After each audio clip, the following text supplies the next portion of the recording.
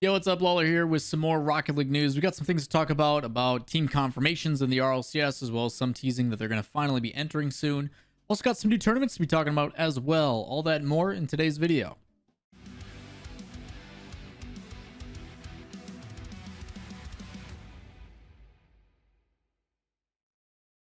Yo, what's up everybody? Lawler here, inside source for all things Rocket League. We've got some team confirmations and things to discuss. Also some hinting of a team that has talked about joining the RLCS, is getting closer and closer to announcing their team. And we've got some tournaments to talk about as well. So a whole lot and more. If you guys want to stay up to date, enjoy the content, give it a thumbs up, subscribe, notifications. But here we go. First things first, Vodafone Giants a couple days ago teased that they were going to be picking up a team. Unfortunately for them, the internet likes to be a little bit cheeky sometimes. Vodafone Giants put out a tweet saying, hey, we're going to be announcing our team tomorrow, like look out for it. Someone decided to change the contrast and saturation and all that kind of stuff, and the exposure settings to it, and it actually showcases who the players are. So even though they announced it immediately the day after, it got put out a little bit early because some of these players are a little bit too recognizable. As you look at the graphics from left to right, it's Demensa, VK Salen's on the very, very right, but yeah, it's Team Queso. If you take a look at the following day, they then put out a tweet saying there's still a lot of history for us to write. Please welcome our new Rocket League roster, to which they announced the former Team Queso squad is the one they're going to be picking up. And this kind of is nice to know that it settles a lot of the information that was going in surrounding the scene where Team Queso was staying together, but they weren't, but then they were, and then they weren't, and now they are again.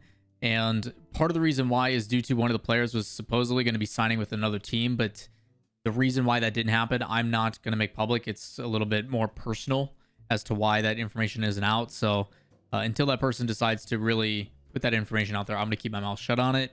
But Team Queso, former Team Queso, now Vodafone Giants is going to be a thing.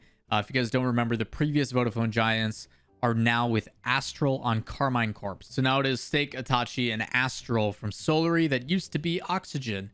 And Oxygen's now in North America. Again, this isn't easy.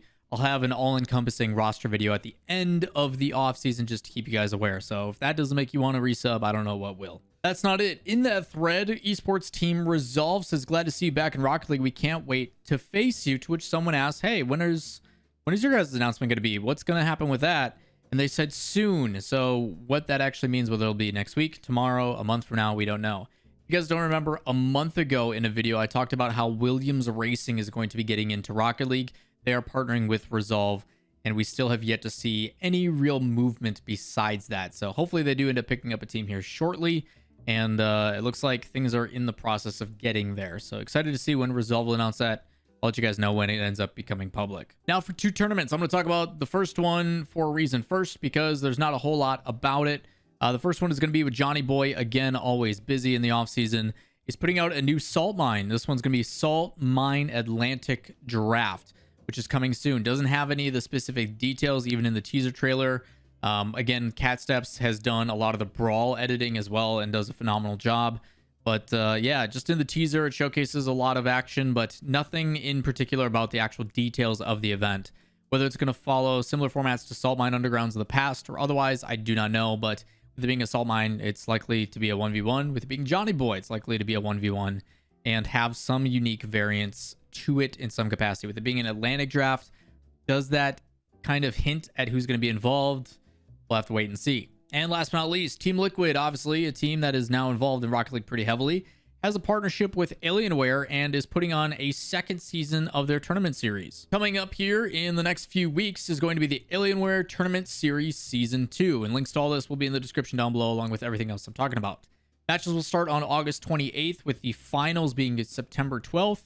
And then they have another region's finals for ANZ in October. So this is going to span over quite a bit of time. The cool thing about this is there is intentions to be a live finals as well. And you have to be at least 18 to do so. They do state live finals are pending, obviously, COVID and travel policy. You've got a North American tournament, a European tournament, and then Australia and New Zealand tournament. And they have specific individual pages for every single one of those. As for the format, there's going to be 3 stages. The first stage is going to have 4 qualifiers, which will be run by each region, each lasting an estimated 6 to 7 hours. It's not actually too bad. Qualifiers are held on August 28th, 29th, September 4th, September 5th, and the start times will adjust based upon what region is playing.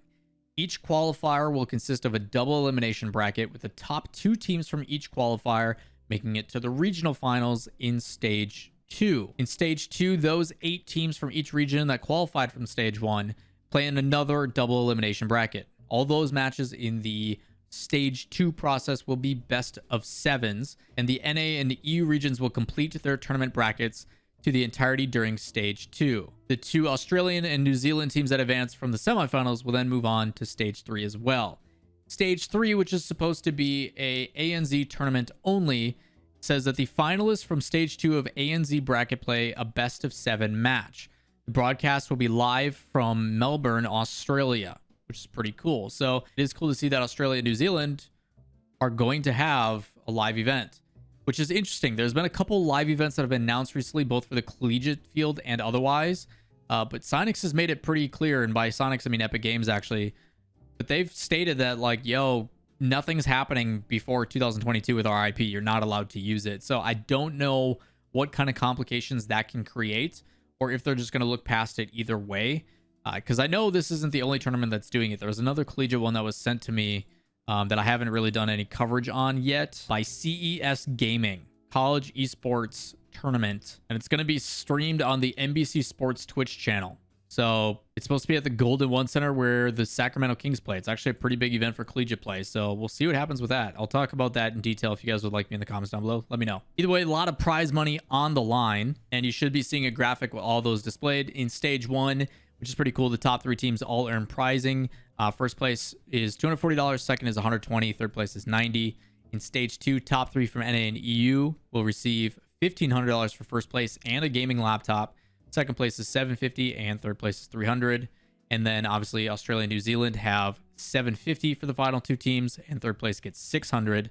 And then for stage 3, which is for the Australia and New Zealand region only, is the $1,500 prize pool of first place, like stage 2 for NA and EU, and then a gaming laptop as well. During the tournament, they're also going to be running raffles and giveaways with different peripherals and gear and all that kind of stuff in the partnership aspect of things, which makes sense. And there's also some scholarship options in here as well, with different criteria about how old you have to be and everything else that's coming into place. They do have an application process on how to get into that under the program called Good in Gaming. If you, again, would like details or specifics on this, links to the smash.gg page where you can find all the tournament info is listed down below. At the very top of their page, there is also their Discord. So if you'd like to go and ask questions to admins, you can do it there. Also, something I don't know if it's public or not, there's going to be another Twitch Rivals for Rocket League coming up here soon, so looking forward to that as well. More details on that here in a bit. I should be playing in it. That is going to wrap it up for today's Rocket League news. If you guys have any additional questions, comments, concerns, as always, make sure to check the description for links to everything I'm talking about.